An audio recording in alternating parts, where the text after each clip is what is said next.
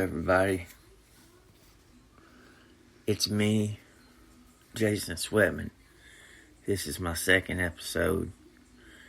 I thought I would tell you a little bit about myself. In the first episode, I told mostly about my 19-month-old grandson who died from a methadone overdose while being babysitted by his grandmother. But this time I want to tell everybody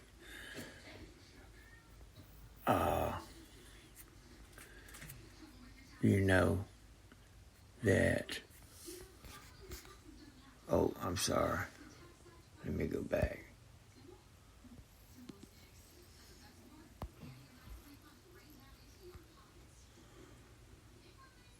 Alright, I'm sorry. I wanted to tell everybody about how I got in the shape that I'm in. As you can see by the picture I posted, that's nothing what I used to look like. Growing up, I guess you could have said I was a pretty boy. That's what everybody used to tell me. And I played sports all my life. And football, basketball, ran track, I'd done it all. And anyway, when I got to be about 18 years old, I started hanging out with my parents, and they were both hippies back in the day, and they had a different view on drugs, especially my mother.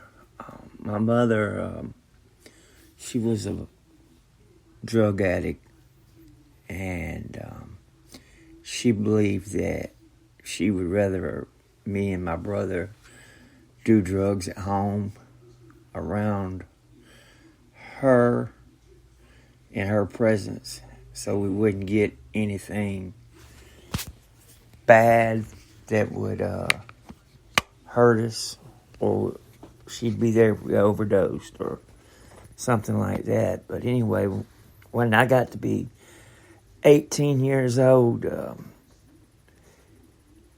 I had tried sticking a needle in my arm by injecting Dilaudid with my mother, and it became pretty much an everyday thing from then on.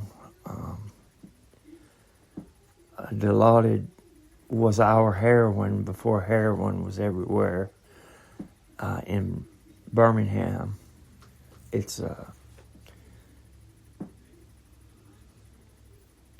opiate, and it feels very similar to heroin, but it's a lot safer.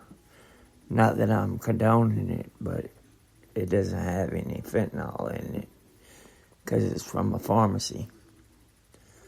But none of it's any good. But anyway, at 18, shooting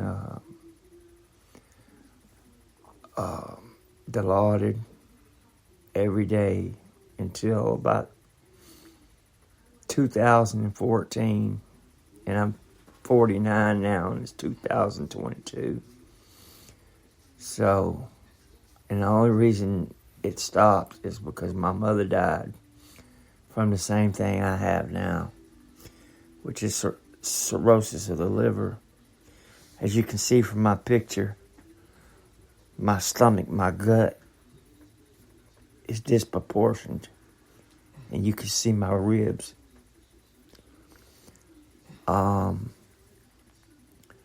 It's a terrible addiction because you're sick like you got the flu when you don't have it, and you're really anxious, and it will literally make you go steal if you're not a thief. And,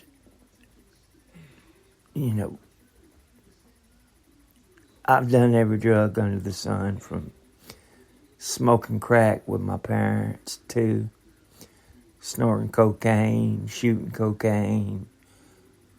heroin.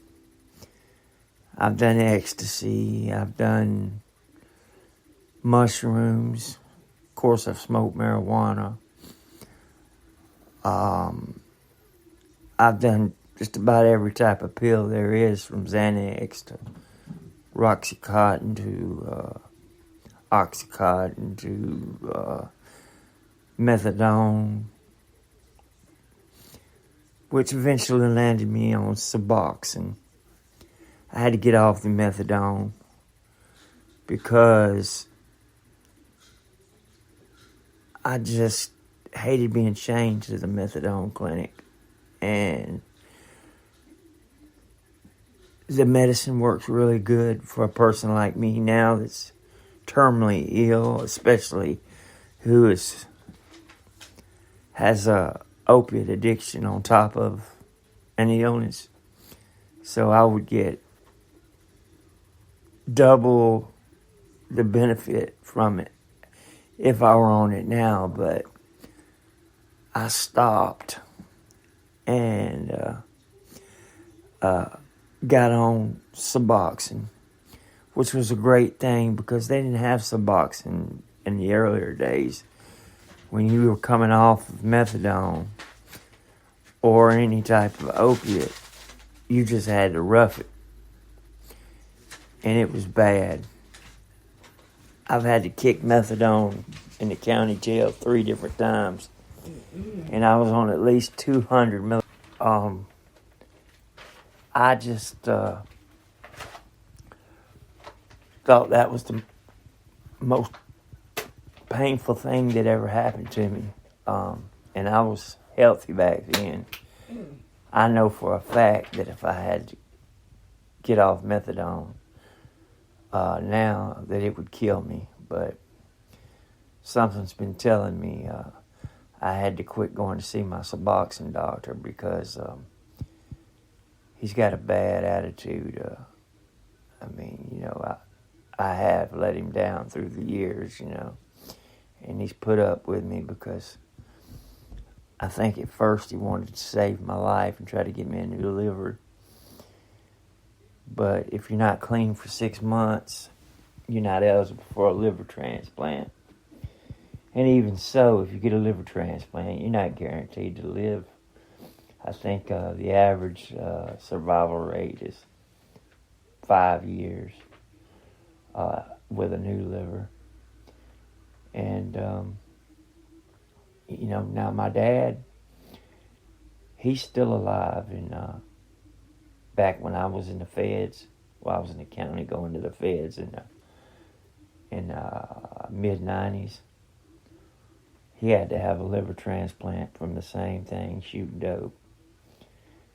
And it ran in the family, so all I ever knew how to do was do drugs. And before that, I played sports. And I never learned a trade or anything. So I did drugs and I sold drugs. And I went to prison. And now the drugs they've already taken my freedom more than once. I've been to jail several times due to my substance abuse, but I've been to prison 4 times. Twice in federal prison, and 1 time in Louisiana, and 1 time in Alabama. And it was all behind drugs. Yet I still struggle.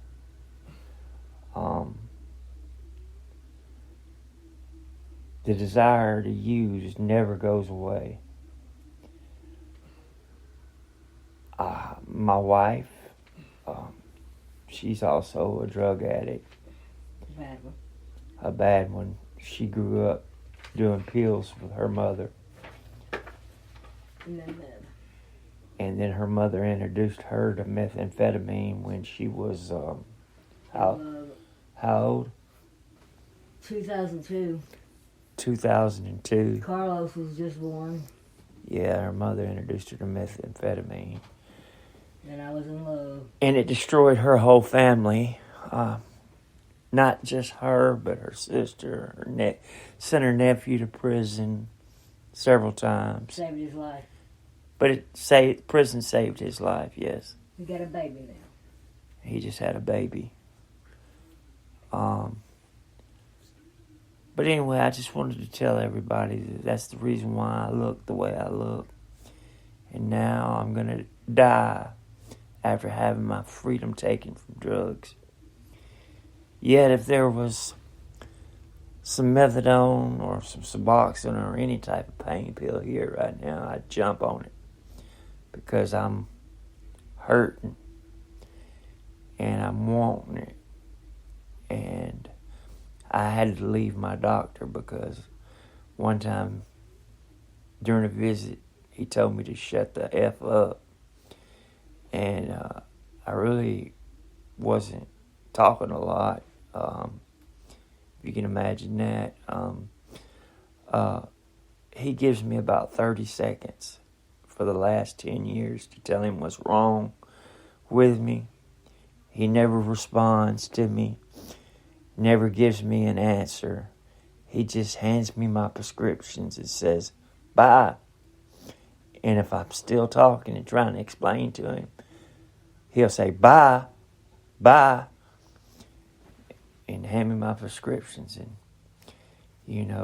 with me being addicted to I was on Subutex, not Suboxone, but it's basically the same thing. It just doesn't have the naloxone, which is the blocker that's in Suboxone. Anyway, he knew I was addicted to that, and he continued to prescribe it to me.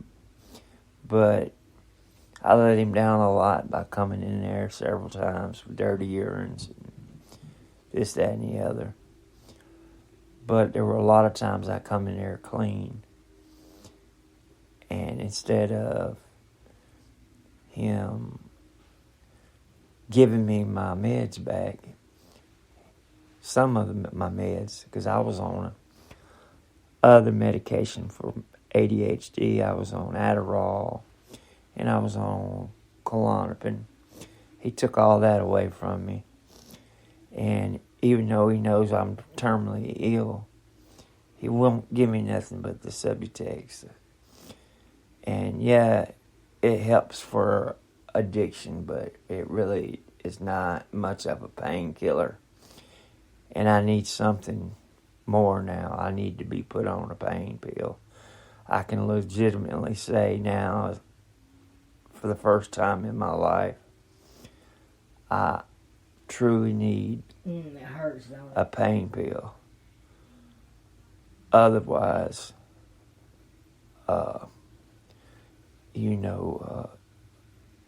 it was just me abusing them, being young, thinking I was having fun.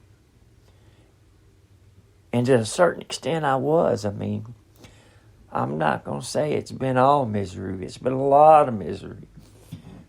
I've had a lot of fun in it too, but I'm not saying that it was the right thing to do, because it wasn't.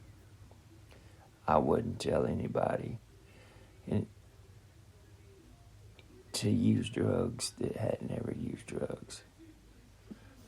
But anyway, I just wanted to do my second episode and get this out here and see if I can get any feedback and anybody to subscribe to me, because like I said, I'm confined in my room and I'm trying to generate